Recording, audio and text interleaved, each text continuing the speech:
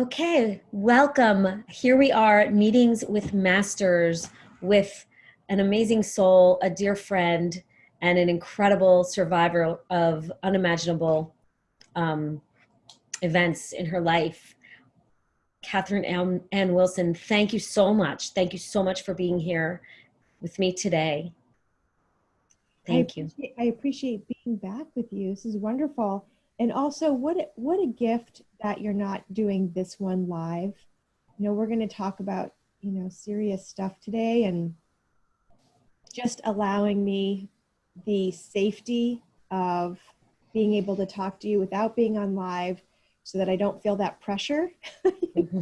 So I Good. can be like, you and I are having this conversation. And our first talk was live, and that was fantastic. I loved it. And I think most of them are live.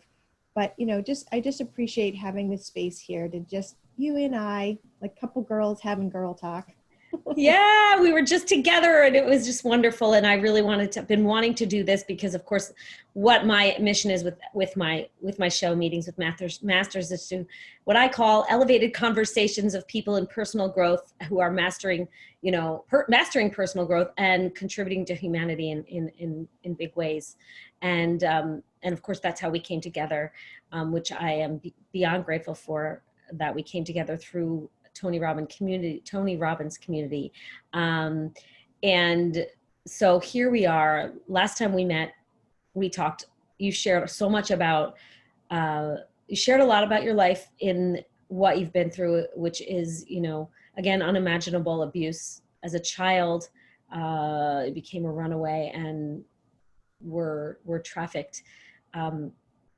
Which is again, to me it's I can't even fathom. And so what I wanted to do today, because we heard so much there about what the work you're doing for humanity in prevention and helping others to learn how to well, we'll talk a little bit more about that as well, but how to be more in a place of prevention and be loving parents, and to stop trafficking us.org is your, well, Stop Trafficking US is your nonprofit organization, correct? Yeah. Yes. So, and I'll let you share about that. And then what I'd like you to do when you're ready is, what I really want to know is what life was like for Catherine Ann Wilson. Like what was life like for you growing up in this way? So you and I had a great conversation while you were here, and what a gift to have you. Um, Me too. Usually when I'm a guest on somebody's show, I want to use that as an educational opportunity to teach the community, what is human trafficking? And under that umbrella of human trafficking, what is that? And the three components of human trafficking: the labor trafficking, organ trafficking, and sex trafficking. And what is the definition? And what's the difference between sex trafficking and prostitution? And like all these sort of basic things. I see being a guest as an opportunity to teach, inspire, and motivate people ultimately to do their own work and to protect children from being sexually abused in the first place, which is the genesis of so much, addictions, incarceration, dysfunction, blah, blah, blah. Rarely do I just take up very much time sharing what my particular story is, for a couple reasons. One, we're limited by time, and I feel like the best use of that time is to focus on what I just said. The other thing is sometimes people have a reaction to some of the details of my story, and I want to protect people from that. But you have specifically said, Kat, I just want to know more about your story so that I can understand where you were and what was your journey to healing that, to be, the friend to me that you are today. And I'm happy to do that. And that's why we agreed to meet a second time. It's beautiful and I'm happy to do it. I do want to start with the caveat, just sort of, out there, that the people who are listening understand that, some of this stuff is pretty graphic and it's hard to hear. And if you're somebody who, not even easily triggered, if you're triggerable, this might do it. You might get triggered. And so if you're watching, just imagine a bubble, like when you're a kid and you dunk the thing in, you blow bubbles, that iridescent color, just put a bubble of love around you and just consciously put your feet on the ground and feel grounded and protected. And if you have that feeling, this is recorded. You can watch it later. You can leave the room. You probably shouldn't have kids or sensitive people in the room with you. Just be conscientious that this is a hard topic and we don't want to negatively impact anybody. So one of the things that is unique about my story is that we know that the greatest percentage of victims can fall under children of color, children who are in the system. They're in the foster care system. They're, somehow they're in the system. The things that would make somebody more vulnerable. And I don't normally talk about that when I'm sharing about human trafficking, sex trafficking, because I don't want people to think that they're safe just because, which is a big deal. And I'm not going to use up our time on a teaching moment, right? But all children are vulnerable. And, I was conceived in love. My mom and dad were middle income people, and I was the first grandchild. My grandmother had 2 boys, and my dad was the oldest, and I was the first grandchild. And I was conceived in love. I was brought into this world, absolutely loved and adored. And my dad's mother, my grandmother, I was such a gift. She had 2 boys, and I was the girl, and she just loved me. And her love for me is the thing, that we know in resilience. And I'm not going to go into ACEs and resilience and turn this into a teaching moment, reel myself in. I know. But we know that when you have one person who believes in you, one person that loves you, it absolutely, it has a huge difference. I mean, it is just amazing between children who had somebody and who didn't have somebody. I had somebody. My grandmother loved me. So my baby brother was born shortly after me, 17 months or something, and he had asthma, and like really bad asthma. His first 10 Christmases were in the like oxygen tents in the ICU for kids, actually the Palm Beach, we lived in Florida in the wintertime, in Maine in the summer. And there's the cover of the Palm Beach newspaper with my brother with his finger up his nose in the oxygen tent and Santa Claus visiting. I'm sure that picture, my mom, anyway. So, he was sick, and my parents were distracted, and we know that predators are opportunistic.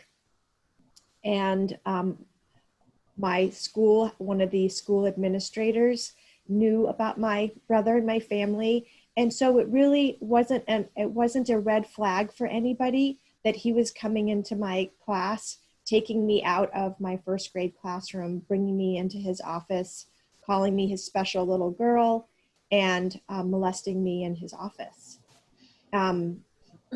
So I was in first grade. And what I remember about that time was, and really for a good chunk of my life, just sort of feeling confused. Like, I don't think that what's happening to me or what my life was like was supposed to be that way. Of course, I didn't have anything to base that on. I was just a little kid. And as is common for children who are sexually abused, that one person abusing me was not the first. You know, and the analogy I use is like blood in the water of sharks. Here they come, you know, or you know, it's just somehow this radar goes out. And I won't use this as a teaching moment either, but Harvard did do a study on how come two women are running down Central Park at dusk. One person has a history of being sexually abused, one doesn't. The odds of the one who's been sexually abused is far greater to be abused again. So I don't know. Well, by the way, it's okay to pop in the teaching moments that I think believe they're important. I I mean, know they're I go off on tangents, Gina, and then you know our hours gone. I So know. so it was, you know, him, and then it was, you know, we moved to a different house when I was 10, so we weren't there long. And I remember, you know, bedwetting and nightmares. I don't remember telling my mom and dad about him, uh, but I do remember the nightmares and the bedwetting and all of the sort of the red flags. And when my mom and dad brought that to the attention of our pediatrician, they said, well, you know, there's a lot of stress in the home with a very sick child in the home. And so they just akined it, you know, sort of wrote it off, and understandably so, that that was that. And then we Right. moved into the next house, new neighborhood, and it was the babysitter, and it was the friend of the family, and it was, you know, somebody's, we called her a cousin, friend of the family, you know, woman. So there's lots of myths, you know, like wouldn't happen to middle income white child with both parents. It would be just a boy that would do it, not a girl. That somebody who works in a school certainly wouldn't do that. Right. So we learned that, you know, predators are everywhere. And so now I'm behaving differently in school. And the chicken or the egg, right? Like, would I have been, you know, a little odd kid if I hadn't been sexually abused? I don't know. But I do know that our situation was a little different. You know, my parents owned and operated camps on a small lake in Maine. We had 13 little cottages on a lake, and that was like a fun summer thing that we did. And we would go up to Maine like a month or so before school ended to, you know, rake and open up the camps and, you know, work to get our summer business ready. My dad was a union master electrician, so he could do that. And then we would leave a month or so after school had already started. So I would come back to school in Florida and the kids had already bonded. So there's, you know, it's not clear cut. And the road that human beings go through in dysfunction, addictions, abuse, it's not a clear line. And there are other factors to consider. So, you know, I'd been sexually abused. I'm going back and forth, Maine, Florida. I'm 5 feet and a quarter of an inch right now. Right. Right? I love it that you and I get to see eye to eye in person. Yes, I'm right Right? there with you. Yes. So I would think I was like next to the smallest kid in the entire elementary school. And Mm. so was it that? Um, was it whatever? But I was uh, just horribly bullied in school. You know, if you think back of your own into your own elementary school experience, you remember there's like that one kid that everybody picked on. Mm-hmm. It just worked out that there's that one kid. Uh, there was a special needs kid, Gus, who was in my school, and he was special needs. He would eat the heads off of frogs and pick his nose and do disgusting things with it and all that. And maybe he was bullied more than I was, but I gave him a run for his money. Mm. So I'm being bullied, and I learned to be sexual. You know, that was like that was my energy. I wanted nothing more in life at that time than to fit in, to be seen, to be heard, to be loved. Like the greatest thing in the world that I wanted more than anything else was to belong and to be loved. I didn't want to Mm. be the most popular kid. I just wanted somebody to like me, you know, and what my reality was that kids would call me if they had a problem. You know, I was the kid that people called if they had a problem. And then they would add in, but if you tell anybody that I'm calling you, I'll never call you again. Because they had to be careful, because if they got caught being my friend, then they would be ostracized as well. Um, and as the, you know, fifth grade, sixth grade was happening, in sixth grade, the level of bullying got to a point that the school administrators had to get involved, because there was so much damage done to the schools. People were taking their own feces and writing on the bathroom walls. Oh, The big science book, every single page in this. Just randomly, you walk in, you pick up a book, you sit down. Big science book, Mr. Quisenberry's class. My name was on every single page on that book. Um, the girls didn't like me, and uh, the boys did, and I became sexual early. I mean, I had been that's what sexual you were shown. very Yeah. early.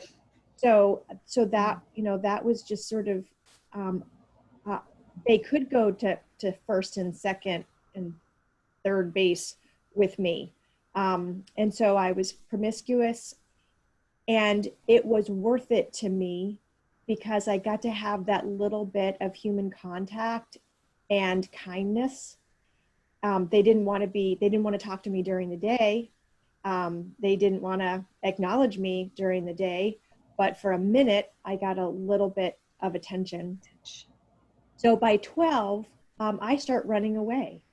So this My was around 12 that this was, Yeah, because you had already been being sexually abused. So your body was right. feeling that. And Yeah. right, okay, so So, 12, now we're so at 12. I'm 12, and my mom and dad start having, you know, there's three children now, you know, and my mom and dad are going through their own reality, you know, and their own reality is they had me, then they had my brother who was really sick.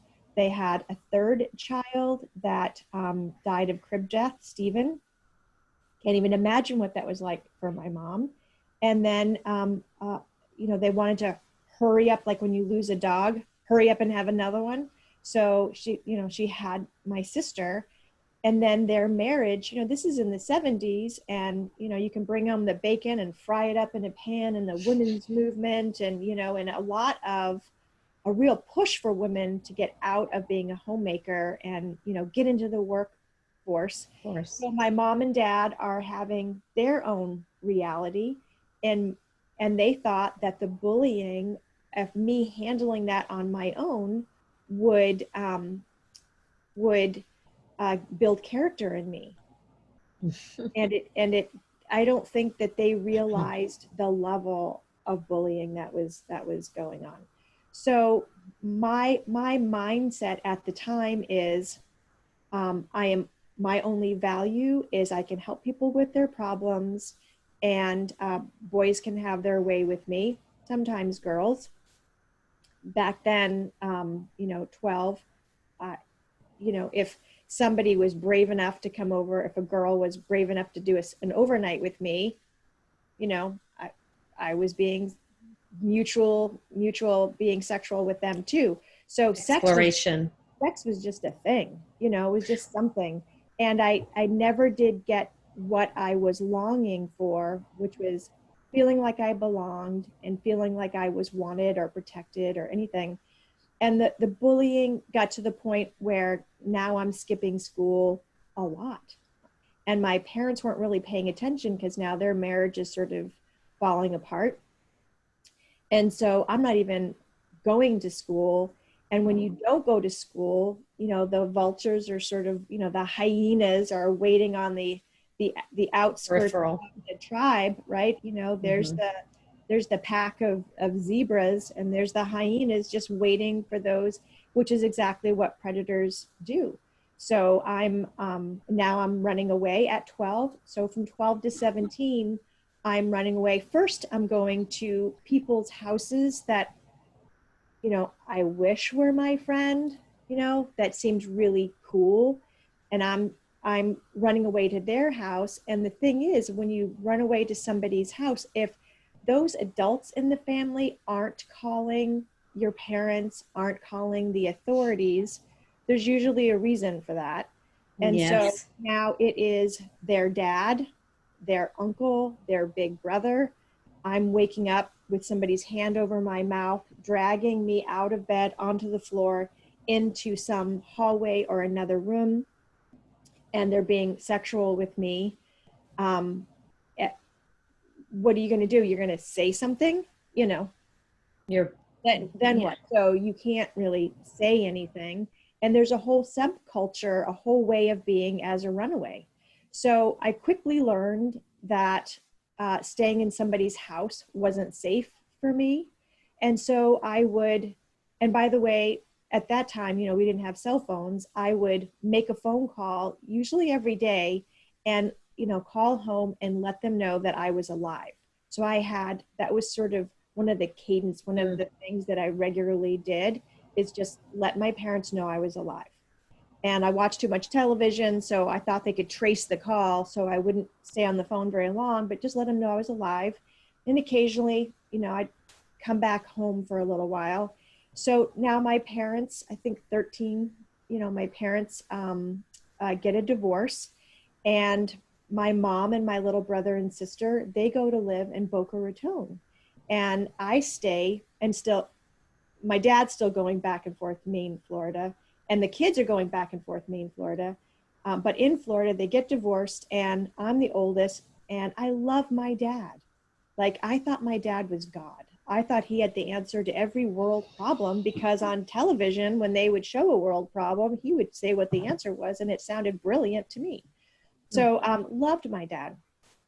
And so I'm gonna stay. I'm gonna take care of my dad. I'm gonna stay with him, and I try that. And this is so timing is a little funny for survivors. So just bear with me. So this 13, 14 period, Mm.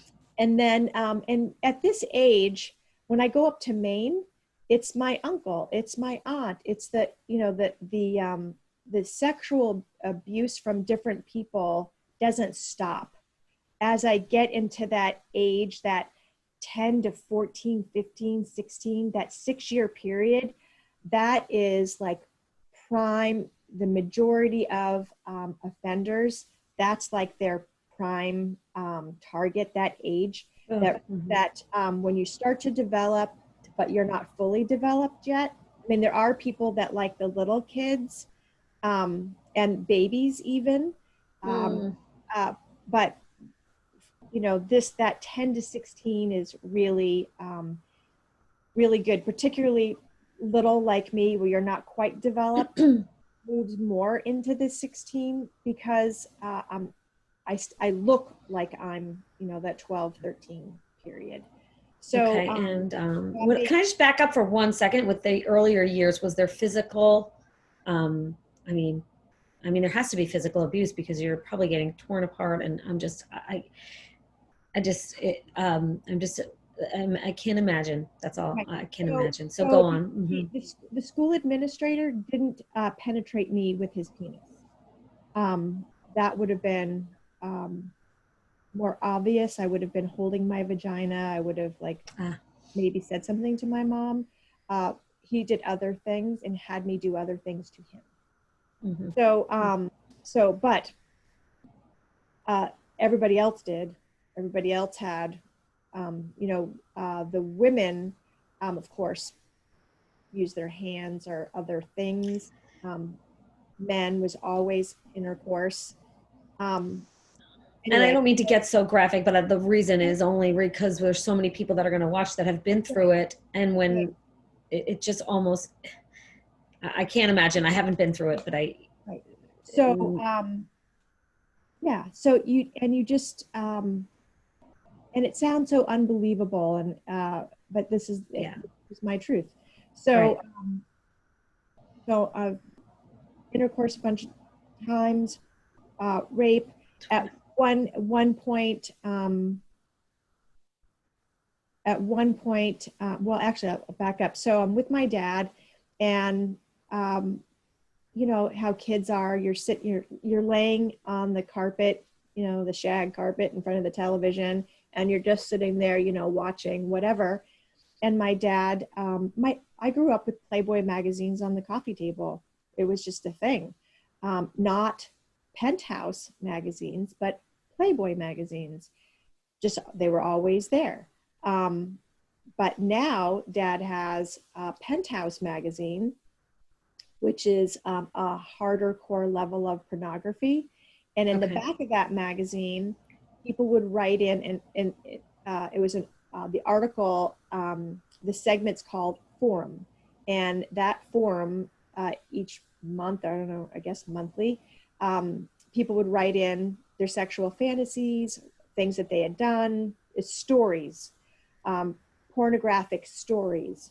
So I'm, you know, sitting there, and Dad throws magazine next to my head, and hey, that's an interesting article, you know, dog-eared, and it was fathers and daughters having sex, and Oh, that was okay. That you know, hey, this is an acceptable thing. We didn't talk about it, but what what people do is they don't teaching moment.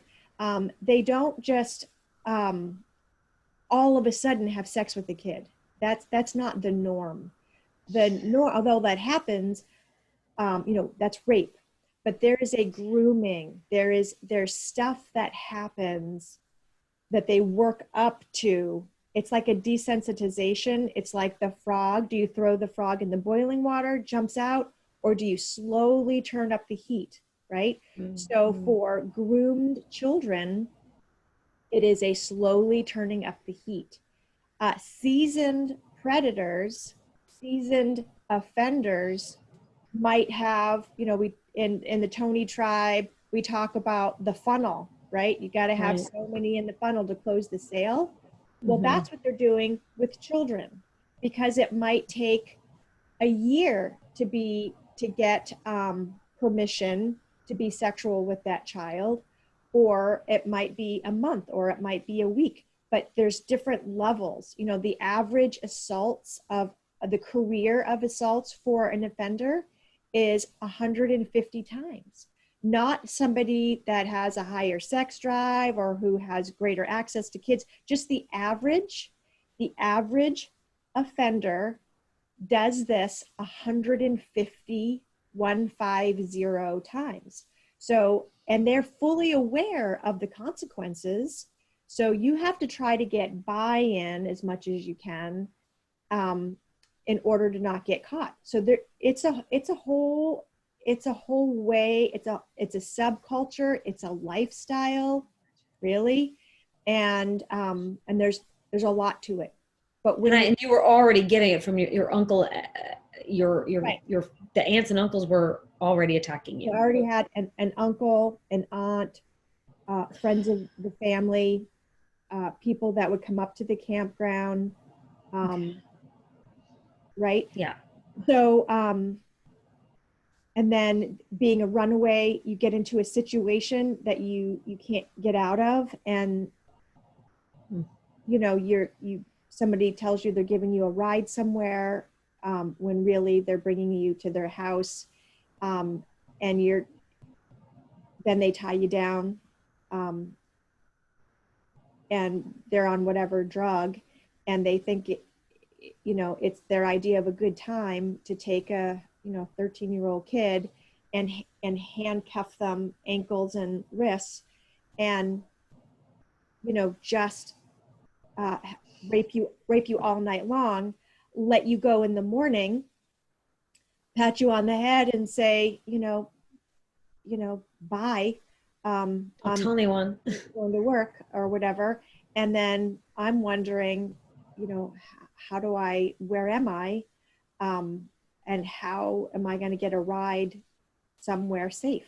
You know, um, you when you are in the throes of this world, this subculture world, your brain isn't thinking the way other people's brains think. It isn't an option to go to the police in our mind. The police aren't a safe place to go. And I'll come to that in just a moment. But my reality is, and what I didn't know when I was with my dad, and my dad is asking me to ask other people to have sex with him.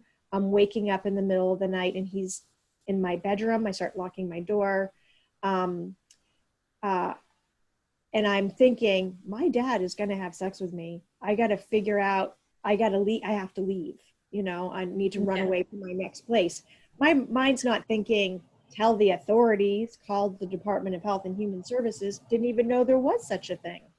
Right. And you probably weren't thinking molestation because you had already been, I mean, that's. Yeah. No, all I was thinking, and which is what I thought frequently, is, okay, this is happening. How can I avoid it? Right. How can I avoid it? And then Protect yourself. if I can't avoid it and the rape is happening, how can I get it over faster? You don't want to aggravate the person who's raping you and then have them beat you more or beat you at all or kill you. What can I do, say, whatever, to get it over quicker, as quick as possible, and to survive it with as little damage as possible. So that's what I was thinking. So I see that this is happening with my dad, and I don't want to be sexual with him. He's asked me to give him oral sex, and like saying what I feel like I need to say to dissuade him. I know I said I was gay. Can't, I'm gay. And then Oh my gosh. ran out of the room. Inappropriate stuff like, dad did have sex with somebody and he got crabs. And he had me go through his pubic hair pulling out crabs. Um, you know, and that was, he's my dad. I have to take care of him. This is what I have to do. And then what do? You run away. Run away. Again. So, and it wasn't in my thought to like call mom or call my dad's mom, my grandmother, or I just needed to run away because my thinking at the time was I'm in the wrong world. So that was the predominant thought that I had as a child was, sure. God is good, but God has made a mistake. He has put me in the wrong world. Your family wasn't safe. No one, it didn't. No, right. no, and I never felt safe. I don't remember feeling like my home was a sanctuary, like my home was safe, like I was protected. I felt like the feeling that I had for whatever reason was I am a burden, that they love me because I am their child, but not because I was adored. I wasn't precious. I was a burden. And that would be, those messages would be sort of hammered home. I'm a bedwetter till 12, right? You stop bedwetting when you're on the street. Was you can't spend the night over that person's house. We don't want them to have to deal with the sheets. You can't do this, you can't do that. You're a burden, you're a burden, you're a burden. We wouldn't want to do that to them. Or, we're up in Maine and I'm listening to friends of my parents. I asked to do something and some friends came up and dad let them stay in one of our cottages that wasn't rented that week. and I'm sitting on the step, and I'm listening to my dad's dearest friends talk about me. Like, I didn't sit there to eavesdrop. I just walked out and just sat down on the stoop, and I'm listening to say, poor my mom and dad, that they have a child like Kathy. They don't deserve that, and the hell that she's put them through, right? And all I can think of was, how can I kill myself and take away this burden from my parents? And then something happened. I think I went up to the bunkhouse to get a knife and cut my wrist or something. But there was a guy, and next thing you know, I'm off on whatever sort of sexual whatever. So anyway, so dad's doing that. I run away again. And so now I'm breaking into apartment buildings. I'm breaking into condominiums. I'm sleeping in people, kids' forts in the woods. I'm stealing. I'm going through dumpsters. I'm eating out of dumpsters. I'm stealing food. Um, you know, I ended up. I was living in this one place in Biddeford, because now I'm in Maine. I'm in this one place in Biddeford that was just actually the building was condemned, and the tenants needed to leave, but I was there right before the tenants left. So they let these people let me live with them. 3 people in a bed. They were so kind. They were wonderful, very, very poor people who were kind and let me stay with them for a few months. But I felt a burden to them too. Sure. And That's what you were told you were, so you're going to right? feel that. And they didn't want to have sex with me. So, it was they did, anyway, they Right. weren't interested in being sexual. They just saw this Thank little wild animal on the street, me, and they took me in. Their last name was Joy. Thought that was kind of cool. And so, Yeah. so I had, through a series of events, I'm leaving out, a lot of the detail, but I ended up being given to a drug dealer in the worst part of town, in one of the worst towns in Maine. He had a basement. Through the joys? Nope. Okay, so they were safe. Yeah, And they were then, safe, but I got away from them, and okay. through a series of events, I ended up in this place, and in this building, uh, I just met this guy's name was Paul, and he brings me into, he's agreed to let me stay with him. It was sort of like a rescue dog, right? I was Okay. like, he was taking in the rescue dog. He was taking me in um, uh, begrudgingly, because his friend said, would you take her? I don't want her. Will you take her? And so he begrudgingly said yes. He takes me to his apartment. As soon as we walk in the door, he brutally rapes me and says, "That's this month's rent." Oh my. So I am physically, I'm, I'm beaten. I'm not in a good place. Um, and now there is a warrant. Well, not quite yet. My friend Tina has lost track of me. So you sort of have the subculture. You sort of have people that you stay in contact with. Now she's not doesn't have contact with me. I don't have contact with anybody. I'm in a very bad place. But in this building, this not condemned building where this guy Paul lives, on the second floor, he has a basement apartment. On the second floor, there are 2 women, I don't know how old, young. They have clothes. They obviously have their own apartment, and they feed me. So I've stopped menstruating. Um, I'm so malnutritioned at this point that I don't have periods. You're Interesting. 14-ish? 14-ish? Now I'm 15ish, Okay. 15, 16. And uh, these 2 girls feed me macaroni and cheese with peas and tuna fish. And I was so hungry that when I ate the food, I could feel it going through my bloodstream. I was just like, oh my gosh, this is so great. And they were like, I'm like, how do you have your own apartment? What do you do for work? Like, how is this possible? You know? And they said they go on dates. They don't say prostitution. They don't say their pimp beats them. They don't say they don't get to keep any of the money. They don't say, and I don't know what prostitution is really. Like, I don't think I really understand at this time in my life. Um, but they're saying we go on, they totally glamorized it. We go on dates. We have boyfriends that make sure we get our money. You would be so good at this. Um, um, they totally, said all this stuff, and They sold it to you. they Yeah, sold they it to me. sold.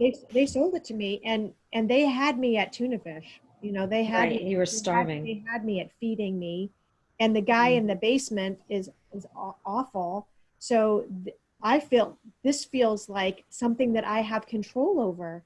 This feels like, instead of people taking sex from me, um, eat like piranhas eating me, like, and me scrounging like a dog out of dumpsters. Like, I get to have sex with people that I choose. I get paid for it, and I'm in control of me. And I will have my own apartment, and I will put myself through school, and I will have clothes, and maybe someday a car. And, okay. So they bring the two, there's two pimps. They said, come here tomorrow afternoon. So I do. And there are two men that are there, a white man and a black man. And they called themselves on the street Salt and Pepper. And Salt, um, I didn't know at the time that he was a pimp wannabe. I didn't even know that they were pimps. All I know is Right. there's two guys here, and the black guy is kind of like the Allstate commercial that we see now. He Mm-hmm. handsome and charming and gregarious. I didn't know how evil he was, that he was a part of a system going up and down the East Coast, that he was making child pornography, he was making bestiality. He had dogs that had sex with women, girls, that they filmed and sold these videos. Oh my I had no God. idea that he had so many girls. I didn't know he was a part of whatever. All I know is that I'm starving. I'm in this apartment with these two very happy women, and they've sold me this, and now I'm meeting these two guys, and the white guy was, he had really thick glasses, a pencil thin mustache. One eye kind of went off to the right, and like a pocket protector, like he was the epitome of a nerd guy. And then here's the gregarious guy. Um, and they said, you get to choose who you want to work with, right? Right. Languaging. Um, so from not only this moment, Gina, but all these synchro destiny moments before then, and all these synchro destiny moments after then, there are so many moments where the universe interceded and protected me.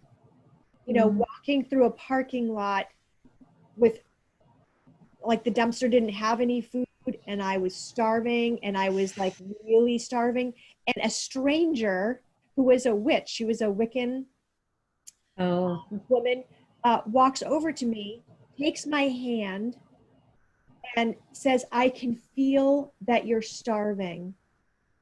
You can't stay here, but let me feed you. How weird is that? Fed me and then sent me on my way, right? just these moments, these interesting moments. Well, this moment, I choose the white guy. Okay. Not because he's white, not because he's charming, not because I don't know why I chose the white guy, but I did. And that saved my life. I had no idea, but that saved my life. They bleach my hair. I'm probably 89 pounds. They give me a fake ID, Diana Foster, and I was supposed to be 27. Oh my. Um, and and they give me the rules of the subculture. So, in our Tony world, we have our own language. Yes. We know what make your move, Yeah. right? We know what different things mean. Hmm. So they started trying to teach me the subculture, like if a pimp comes over to you um, uh, and asks you, he can take another pimp can take away your money if you don't know what to say to him. Um, you can't let another pimp in the house. If you let another pimp in your house without your pimp being home, there's hell to pay. So it's like an invisible fence. So people will say, nobody had a gun to your head. Um, there were moments that that people weren't around you. You could have gotten away. But I'm telling you that there is a brainwashing, just like there's this grooming, like we talked about with the frog. There is a brainwashing that happens, and pimps are masters, particularly experienced pimps, are masters at knowing what will control you. Sometimes they use drugs. So wherever drugs are sold, girls, children, people are sold. Wherever people are sold, drugs are sold. So if you can imagine being madly in love with somebody and you just want to have sex with them all the time because you just want to crawl in their skin, you love them so much. Well, would you still feel that way if you had to have sex with them 25 times a day? Because they said so. Right. Um, you know, so somebody that you don't want to have sex 25 times a day with somebody that you love and adore during your honeymoon phase.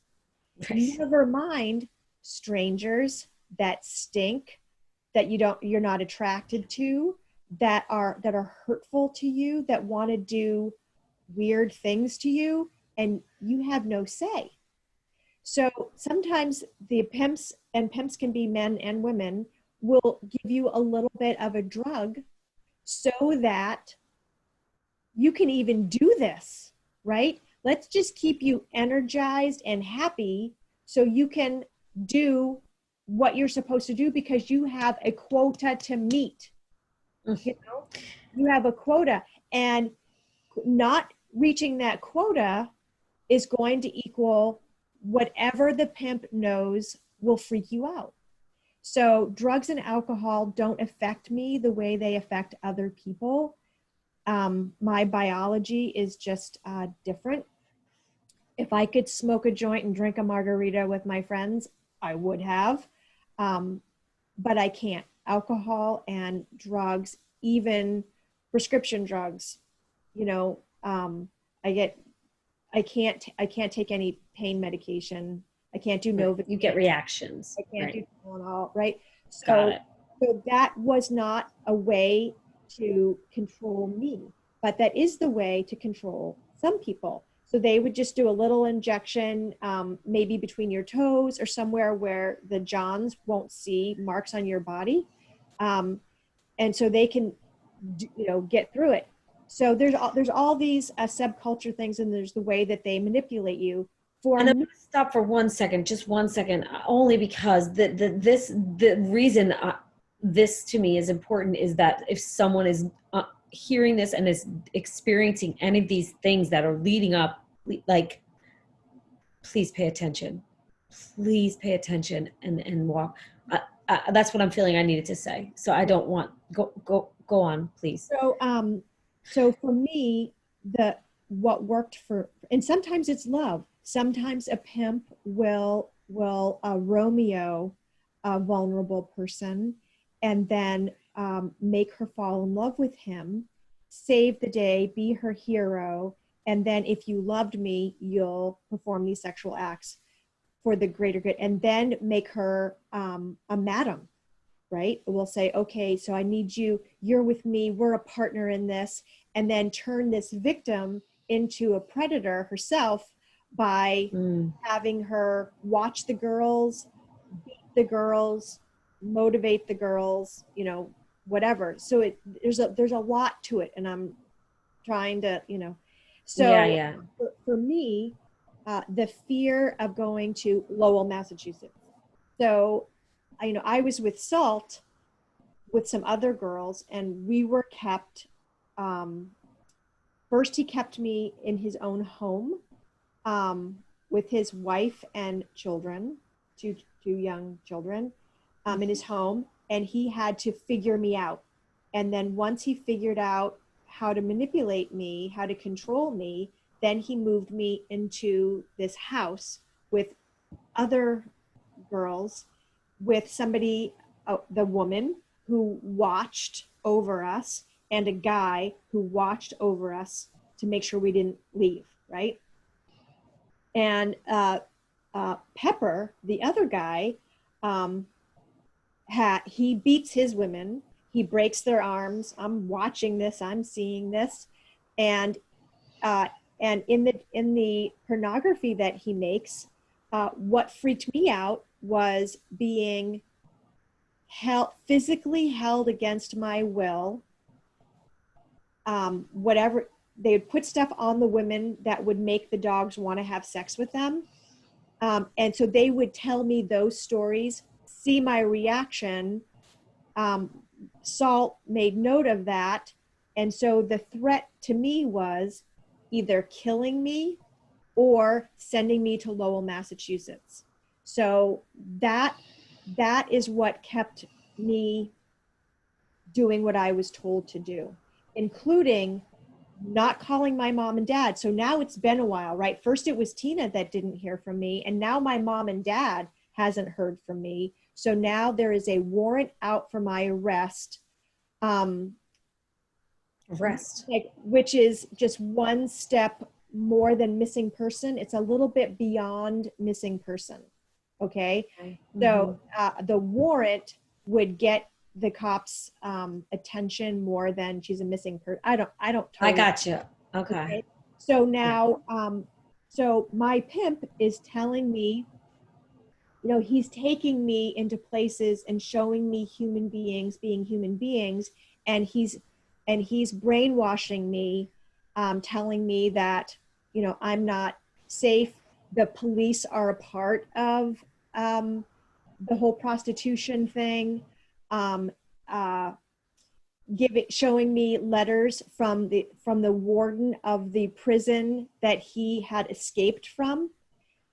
Just all this information that terrifies me and keeps me manipulated to his advantage. Okay, so he's telling me this stuff, and he's like, I'm just trying to give you little examples. Like, he would take me a no moon night, take me down the road, and then turn off the lights on his car. You can't see your hand in front of your face, and then turn the lights back on, turn them off, turn them on, and say, that is how fast You'll be you good. could be gone. I'm 16, you know, whatever years old. This is terrifying shit. So he brings me to the police station. I don't know what's going on, but one day he brings me to the police station, and on the way there, he's saying, "There's a warrant for your arrest." So, like, how does he know this? But he makes it out like, "Of course I know it. I know everything." And in my mind, I think this guy is freaking Satan, and he does know everything, right? Like, he knows everything. Like, he has eyes everywhere. This is what he's telling me. He's giving me evidence to that. So I believe it. I believe it. So he brings me to the police station. I go in. and to let them know that I'm not. And the guy that I see, the captain at the time, come on in. So here's the red flag for me. I go into this guy's office and my pimp is sitting right in the chair back there. Nobody asks me, no woman.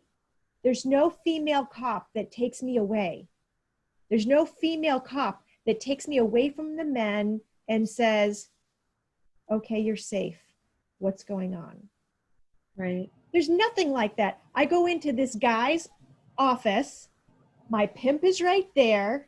This guy does this, leans back in his chair, and he's like, oh, I know your uncle.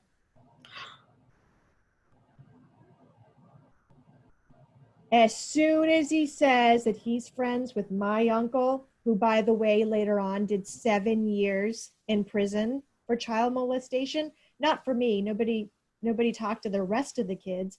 That was just what he did to his daughter. Oh my. And his wife did a year. Hello. So as soon as he says my uncle's name, I'm fucked. Like, you know, so I know, so that's in my world, right? In my subculture world, this is code for you are not safe. So, so I say, yep, my uncle's a great guy. Yep, all is well. No, I'm not missing. All, you know, everything's cool. And he's like, okay, good. You know, tell your uncle I said hi. You know, blah blah blah. I get up. My pimp gets up, walks me out. So what is that telling me? I am not safe. I am not safe. I am not safe. And so you have to so now I'm in this other person's house. One of the girls disappear. Would they have hurt you if you had said to the cop, I need help? Like what? You're in the police I don't station, like, know. I don't know. That's I'm not I, you know, in my so I'm not a grown up. You know, right. I am a brainwashed Brainwashed. 16 something year old person, and this cop is talking about my predator Oh, uncle that's his friend, and nobody's right. asking me about the pimp who's sitting right there. I can't, I, I can't. I just have to like do what I'm told, and do what Mm. I'm told is like there's hunters, and a group of 5 hunters ordered, you know, prostitutes to go to this fancy hotel, and I'm one of the girls that's been called. So I'm supposed to meet other girls at this hotel with these 5 hunters in their hotel room. And I get there, I'm the only girl. No other girls show up. Do you think that my pimp says, oh my gosh, that's just too much? Let me get you out of here. More money for me, go. So I'm 16-ish, 5 hunters who probably have children my age, and they took turns. Oh my God. So my mind, how can I survive this? How can I get through this as quickly as possible and get out? I told you earlier that there's subculture, you know, there's rules, right? And I said one of the rules is you can't invite a pimp into your where Into the, you're into the premises. So I'm asleep. I wake up to a knock at the door. My pimp isn't there. Um, I I open the door. I see two pimps that I or two men. I don't know if I know that they're pimps or not, but there's two men. I kind of recognize them. And I, without even thinking, I said, I think Peter's going to be here soon. Come on in. mm, What did I just do? you put yourself in massive, even more danger. I just broke a rule. As soon as I said that, one of them got this smirk on his face, shoved me back. I'm on the couch, and the two of them did awful things to me. And all I can think of all I can think of is Peter going to send me to Lowell, Massachusetts? You know, I'm not in the moment that these two guys are raping me and and delighted in it. They're delighted in doing this to Pete. They're teaching Peter a lesson for not training his bitches properly. And I'm getting Jesus. what I deserve. And all I can think of is if I live through this, am I going to Lowell, Massachusetts? So and it's miraculous that I never got pregnant. I never got a sexually transmitted disease. Oh my Like God. I was on, Peter didn't have me. I wasn't walking around with condoms. I didn't have birth control. Um, Oh my God. you know, um, Were you having out of body? Like, I don't, I can't even, I can't even imagine getting through those moments. But how you just, for me, you know, because the sexual abuse for me, it started so young, I learned some tricks. I learned that as soon as somebody has an orgasm, it's over. So figure out how to, um, mm, if you can, you know, you sort of have to figure out your person. So is this person somebody that's totally into hurting you? Then if you act like you're being hurt, will that make them have an orgasm faster? If you act like you're not being hurt in defiance, does that mean they're going to hurt you more and take longer? Um, you, you, you sort of have to figure these things out, right? in the moment. Um, one of the there are some rapes that are more violent than others and that took a while to recover from. Okay. Um, Mhm. you know, anal, you know, head down, anal beating, head trauma, you know, having somebody choke you to unconsciousness. And then when you come out of it, you don't have the luxury of saying, you know, I'm calling 911 or when you're in my position at the time and somebody chokes you and you go limp in their hands, you go unconscious, they drop you, wait for you to come to, they're thinking, oh my God, I would have had murder on my hand. I would have had, you know, I would have had a mess to clean up. You know, what do I do? How you behave the second you come to is critical. When I came to, the first thing out of my mouth, you know, like I realized, okay, I'm still alive.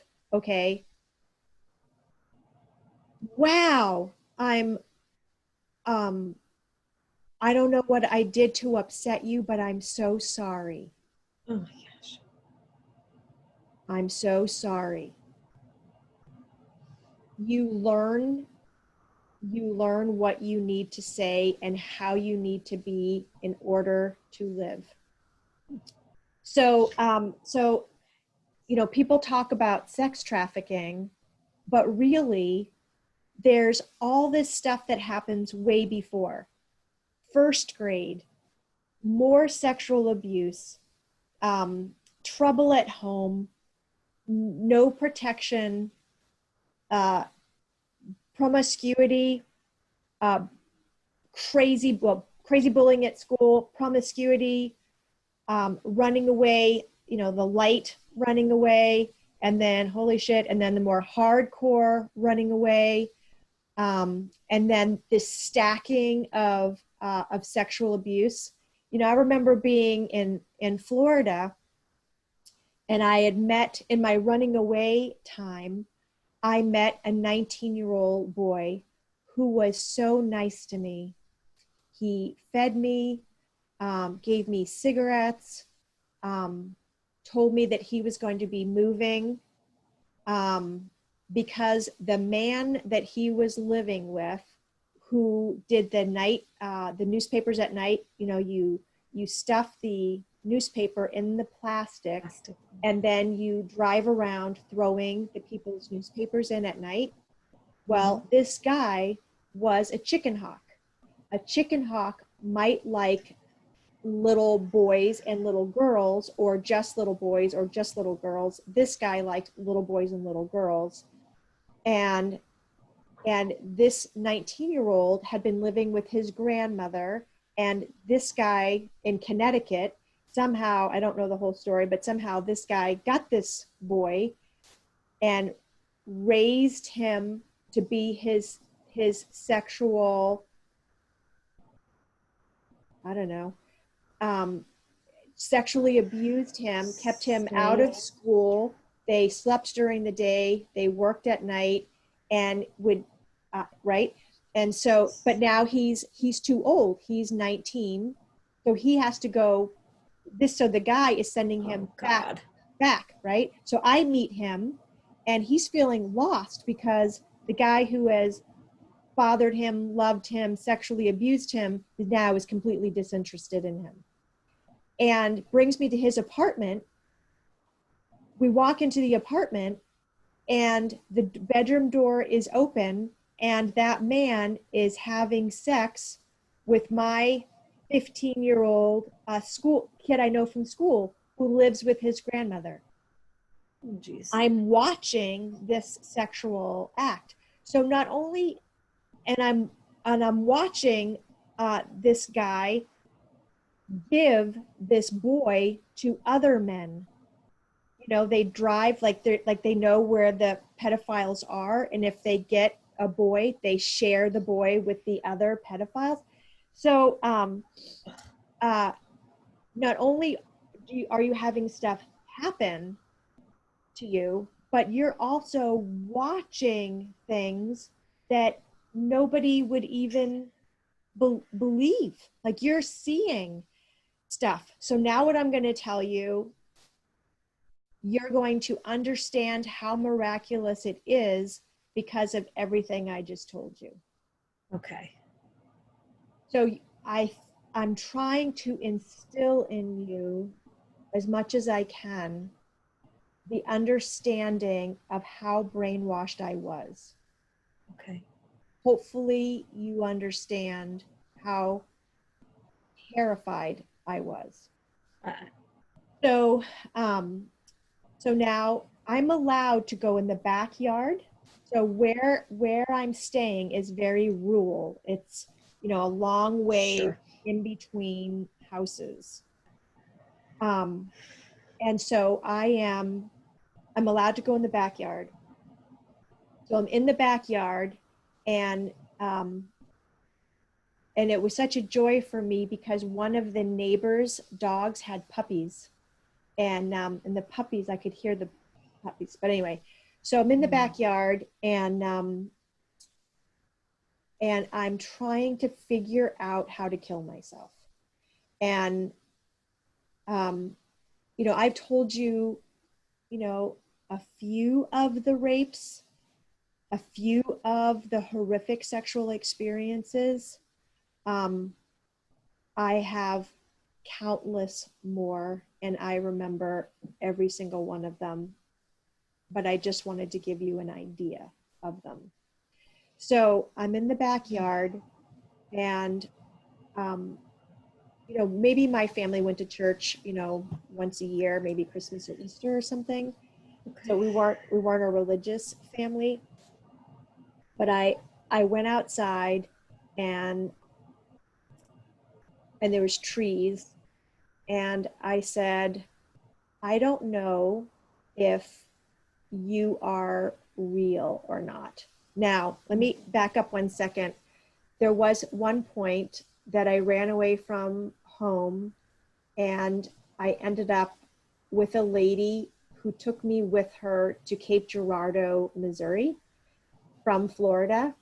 And I lived with them for a little while, with her for a little while. But, you know, her brother was having sex with me. Her uncle was having sex with me. And they were going to the First Church, this Baptist church.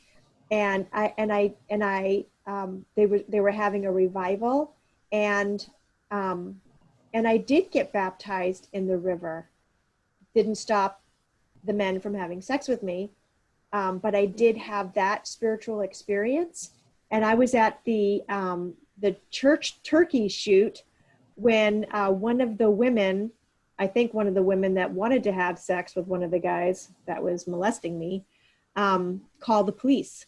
And so I was arrested and brought to the juvenile detention center there, and then shipped back home. Why would she call the police on you? Just because I was trouble, you were troubled. I mean, for goodness sakes. she saw me as Okay. Okay. um, um, and I was arrested another time. I was living in an empty apartment building, and I wanted a towel so I could take a bath and use a towel. So I stole a towel out of Dillard's department store and was arrested for that, and brought back to mom. So I've been arrested 3 or 4 times, I guess, in my life. But anyway, so I'm just saying that while Back to that. I'm in the backyard and I'm having a talk with God, I just wanted to let you know that I did have a relationship with God. So kinda. Right. So I'm saying, look, I don't really know if you're real or not. Um, and I'm saying this out loud. I'm having this conversation, and I'm like, so what if reincarnation is real? And if I kill myself, you get punished for killing yourself by being reincarnated into something that is worse than life the way I know it is. Like, how could that, be worse? Um, Right. or what if hell is real and you kill yourself and you get punished for killing yourself by going to hell, and hell is worse than what you're living right now? So I'm saying this just like this. And I said, so I am afraid to kill myself because I don't know for sure, Right. but I don't want to live either. I really don't want to be alive anymore. Mm. And that feeling lasted a very long time. I was in my 40s before that feeling left. So, if you are real, then help me. And stuff's spotty. Like I don't remember if it was like that day or the next day. I don't really remember, but um, I I was walking down. So remember how brainwashed I was. So for me to go into the front yard was a big deal. Okay. Because if Peter drove in, not like he said when he was coming, well, I could make something up. But if I was on the road, less so. If I was down the road, less so. And if I was further down the road, Lowell, Massachusetts. Got it. Okay. So I am walking down the road. I am walking down the road. I'm walking down the road. And the first house that I got to was on the left. And I saw there's a car in the drive, knocked on the door. The lady goes to open the door. And as soon as it was open, I ran and rushed her and went right into her house. And I said, I'm in trouble. I need help. People are going to be after me. I need help. And again, back to the God job and the synchrodestiny stuff.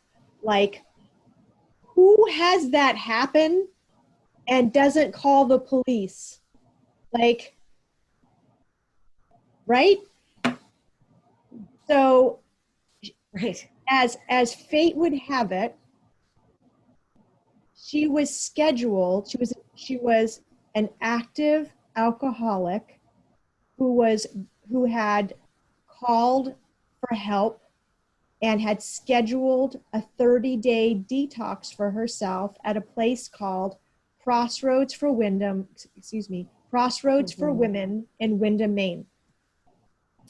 So she called them. Yay, because the police weren't safe.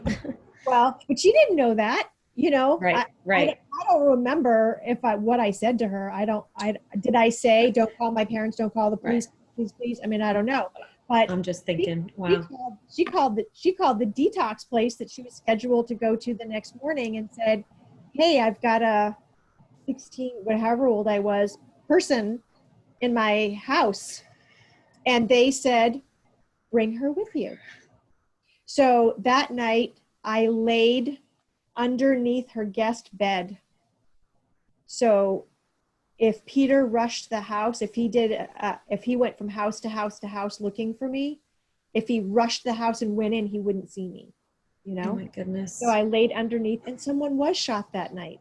He did go on a rampage. I was worth a lot of money, and I was his cash cow, Guys. and but anyway, and then her husband parked the car so it was blocking the door, and that she opened the door in the morning, and I got into the car and got on the floorboard, in the back seat on the floorboard, and went to Crossroads, and Crossroads was for alcoholic women over 18, and it was a 30-day program.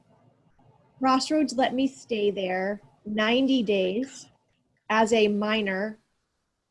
I either turned 17 there or I 17. And they let me stay there 90 days, 17. And then I was supposed to, so they don't know what to do with me, right? Right. So there's a place called Day One, which is, and what I'm telling you is important. So Okay. Day One is a 1 year long program for kids. The other kids have to vote if they accept you to be a part of them or not. The first 90 days, you are allowed zero contact with the outside world. You can't call anybody. You can't receive mail. You can't walk to the mailbox. It's nothing. I don't care. Number one, I don't drink or drug. There's nobody that I want to be in contact with. I already let my mom and my grandmother, I let people know I'm alive. That's all they need to know. They don't know where I'm at. They just know I'm alive. That's cool.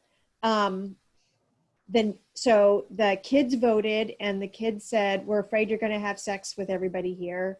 And I said, you don't rape me and we'll get along fine. So they said yes. And I was scheduled to go the next day.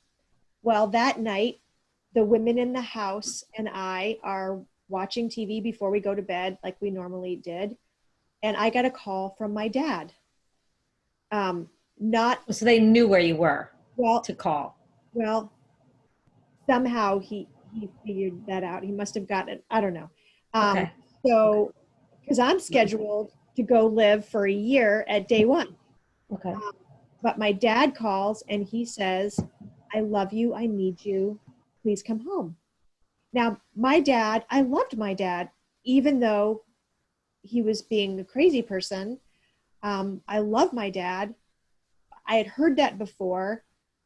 I didn't want to go home and try to find women for him to have sex with or go through what I went through with him. But there was synchrodestiny. When I talked to my dad, alarms went off inside of me, like the old World War II movies.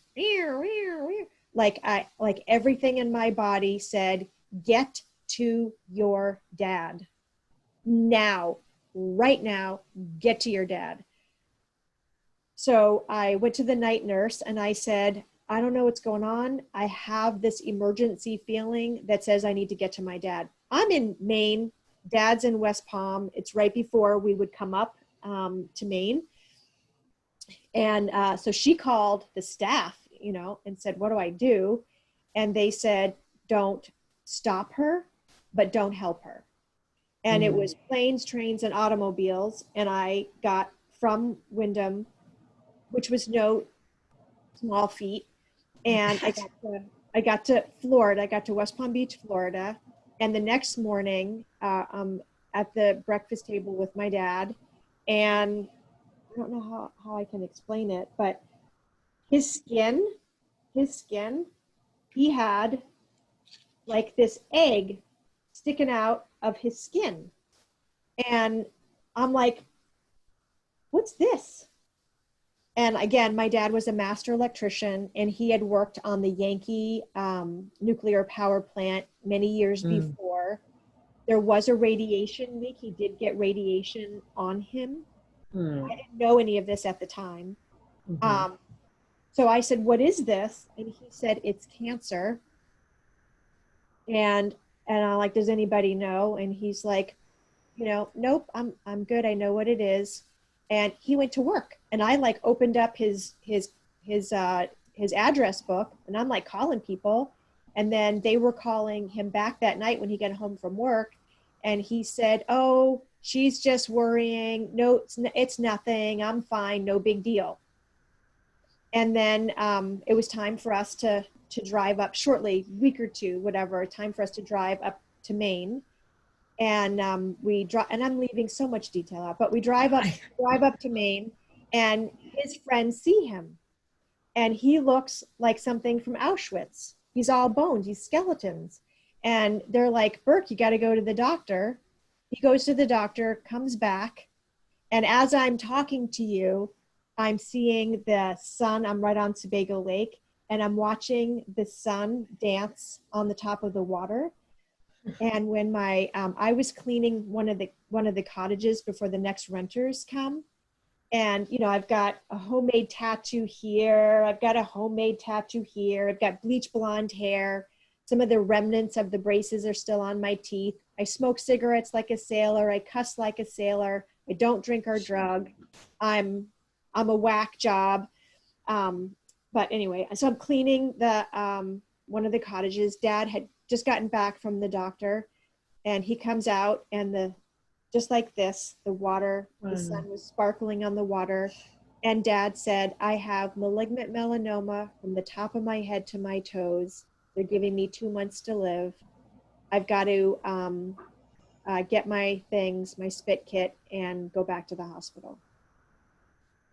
And what I'm about to tell you is really important, because it changed my life, and it's a great stopping point. Okay. So,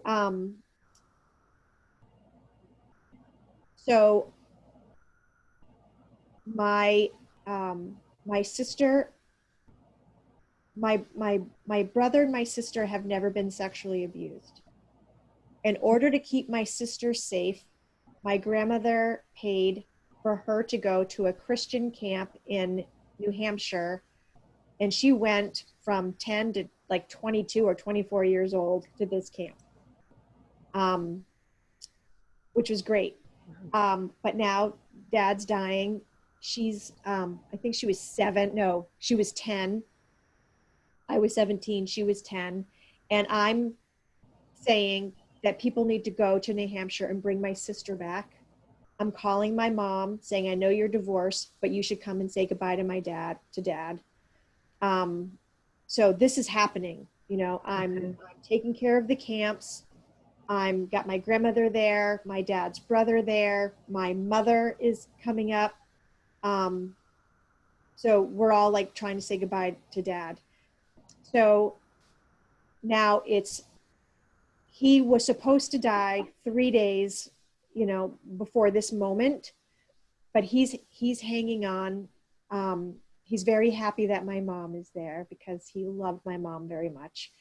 I'm trying to figure out cancer stuff. Like, I had him signed a do not resuscitate. They didn't even have those yet. It was a brand new sort of thing. That was weird to have my dad sign this thing that the doctor told me about. So we were all exhausted. My brother went with his friends. My sister went down to my uncle's cottage. Hmm. I didn't know that at the time. My mom is at the hospital with my dad. My uncle took my grandmother to like rest, and I go to the house to sleep. We were all, it'd been 3 days, we were Exhausted. exhausted. So when I went to sleep, I had um, a dream, a vision, and my dream said, "You've got to get up, you've got to get to the hospital. They're not going to let you in the room. You're going to have to fight to get in the room. Get up." And I wake up, and there's a light on in my house. When I went to sleep, there were no lights on. I was the only person in the house. There's a light on. So, one of the things I want to tell you is I had been beaten and raped and starved and brainwashed, and I am um, I am a pathetic human being. I am um, there. There was no boldness. I wasn't brave. I wasn't bold. I looked down, my shoulders were curved in. I looked like something a cat had thrown up. I was pathetic. So, my dream telling me to do something assertive, how I lived, how I survived was by not being assertive. Okay. So, this was no small ask. Okay. So I have that dream. I wake up, there's a light on in the house. So I walk into the living room. There's the living room, and then there's a door to my dad's bedroom right beside the living room. I go into the living room, and there's my uncle with a big jug of vodka or gin, something see through, and there's that much left. Ugh. And remember, I think and react like a victim. Okay. So my uncle says, he looks up and he says, "Hey, I know Burke is your old man, but he's been like a father to me too.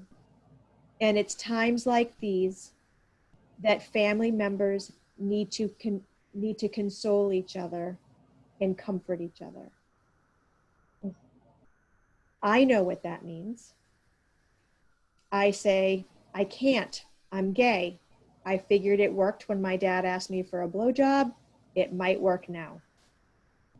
He stands up with this smile on his face and says, "Then you will like this," and pulls me back into my dad's bedroom. He's doing his thing on me. So what does a survivor, I told you this earlier, what is freedom? What is escape? Orgasm. He's not going to have an orgasm doing what he's doing.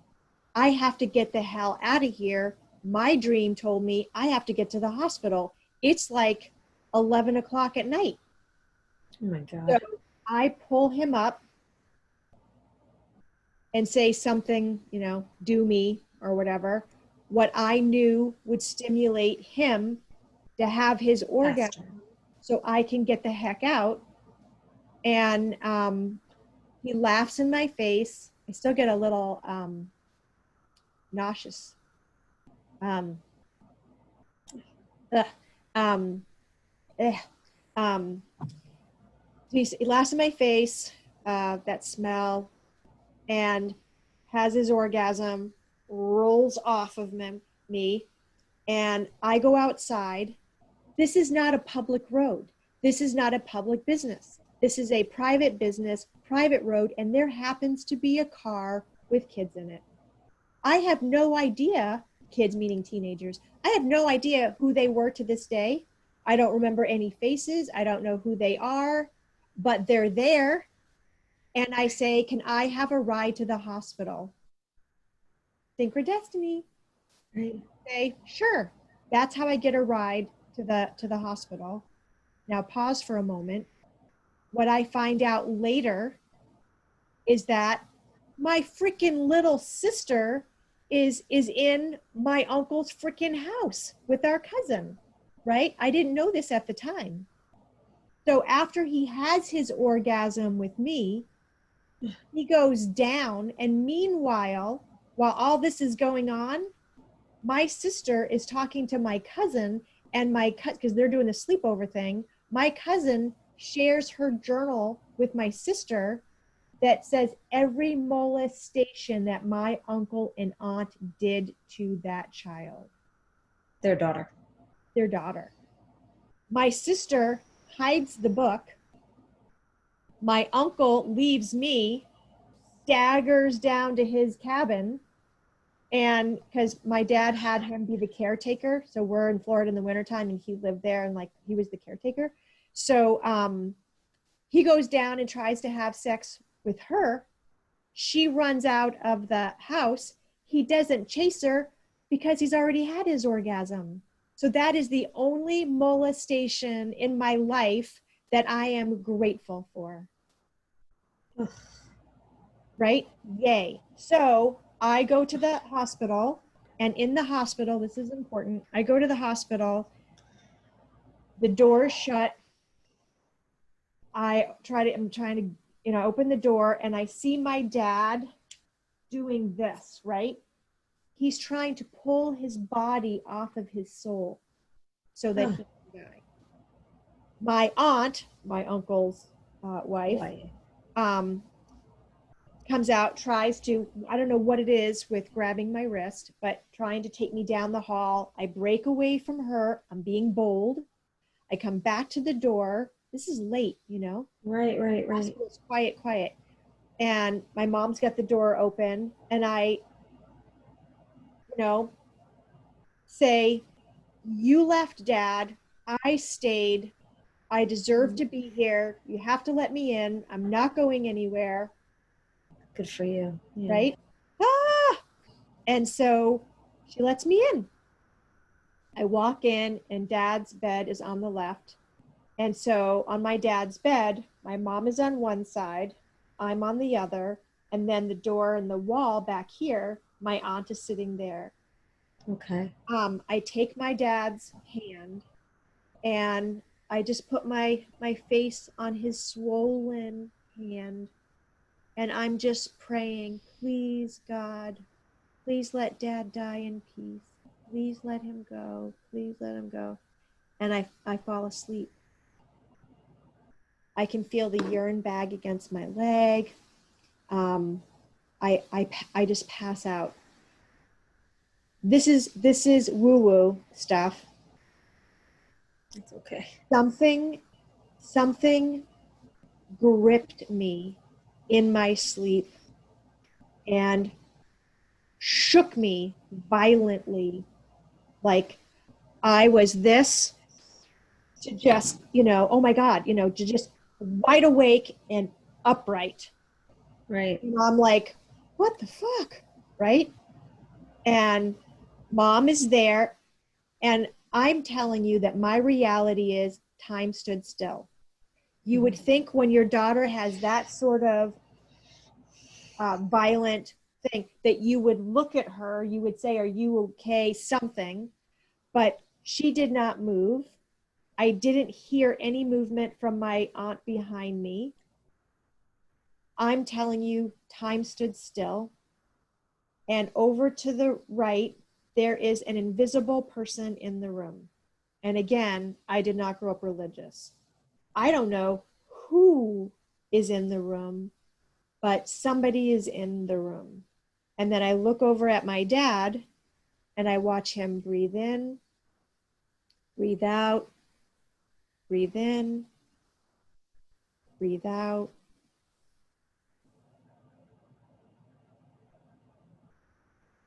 nothing. And I don't know how to describe this, but I felt my dad leave his body.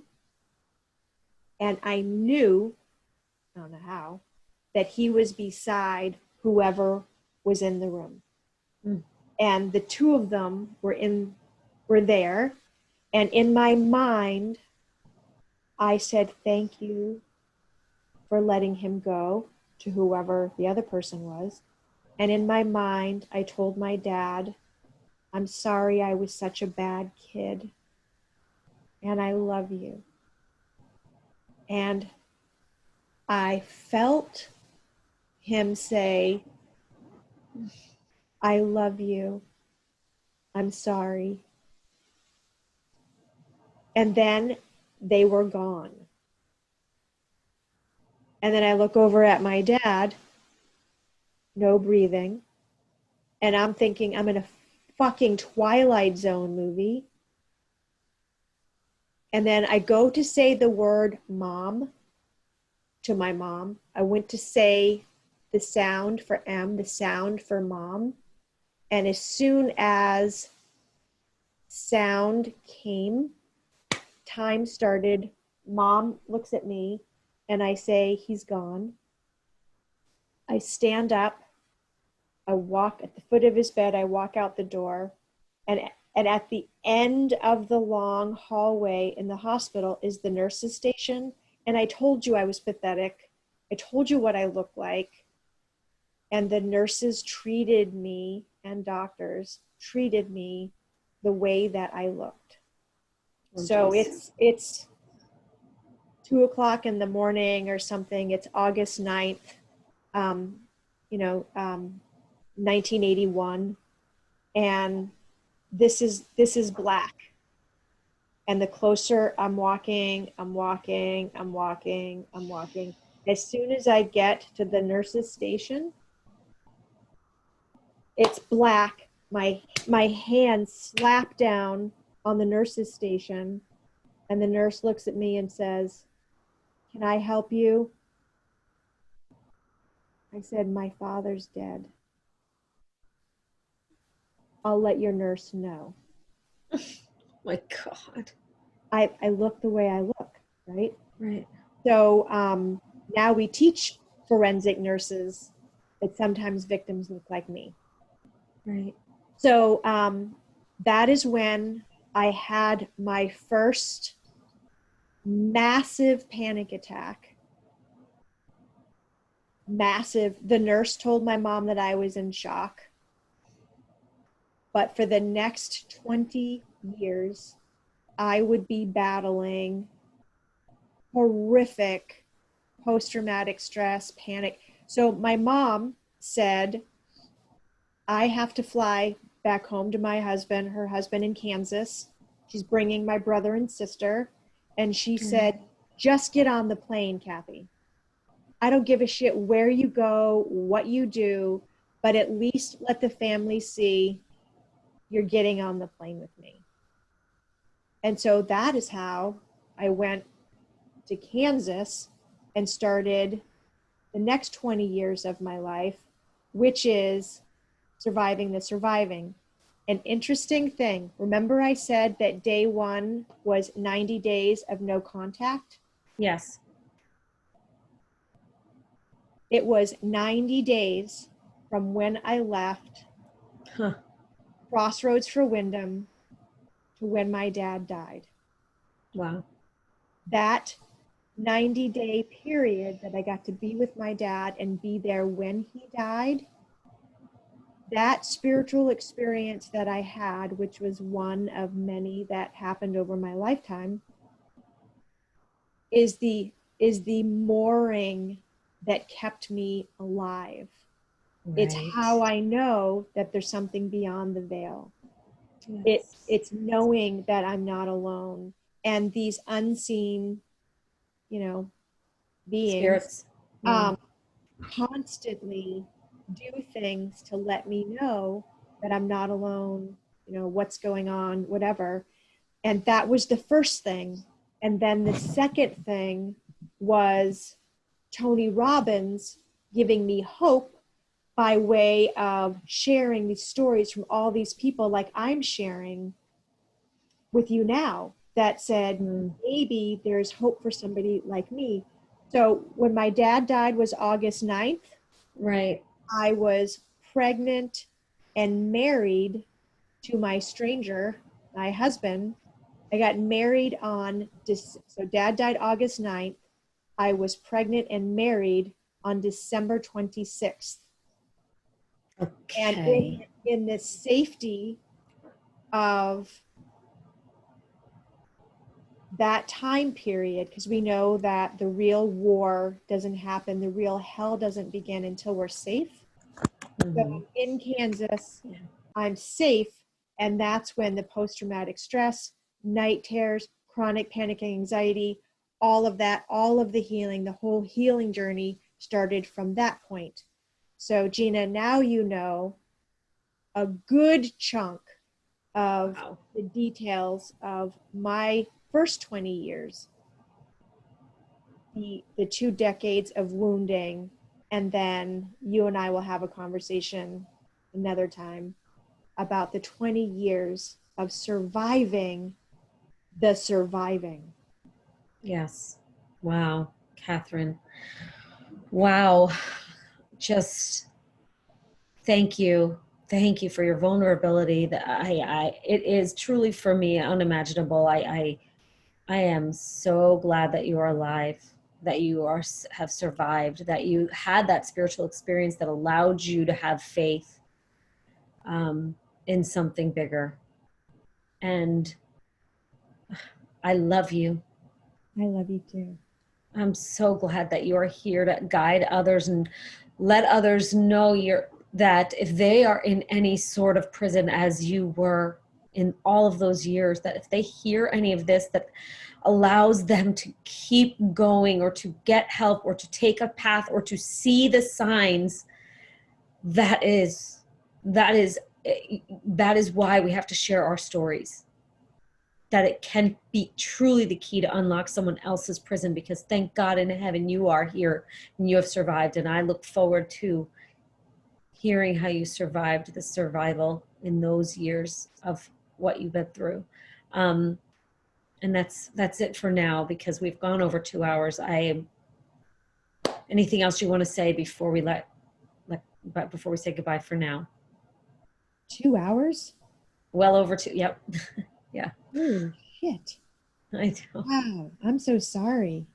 Don't be sorry. Goodness, unfortunately, I have another call in 7 minutes, or I would absolutely keep going, but it is your life.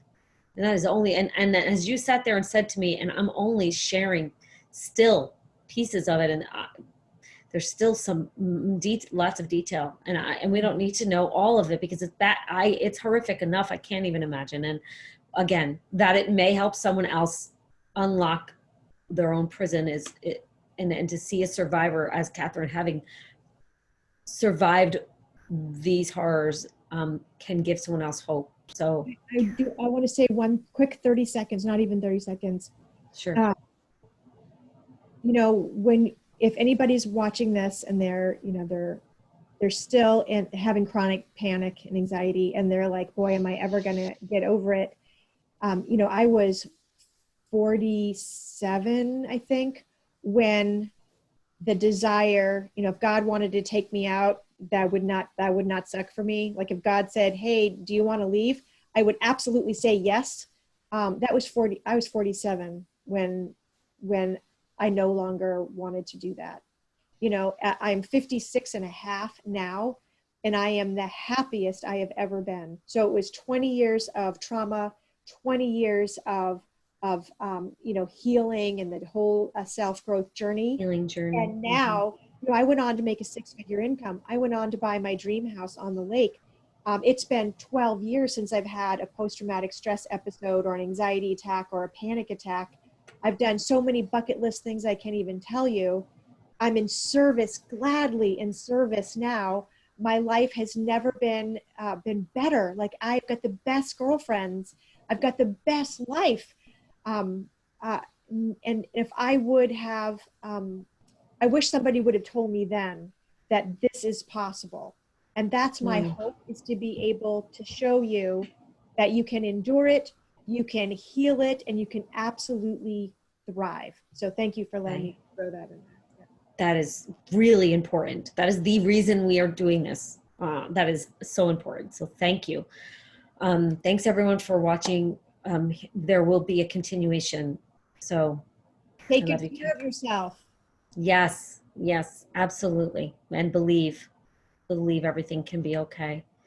And yeah, Love you, Gina. love you too. Bye.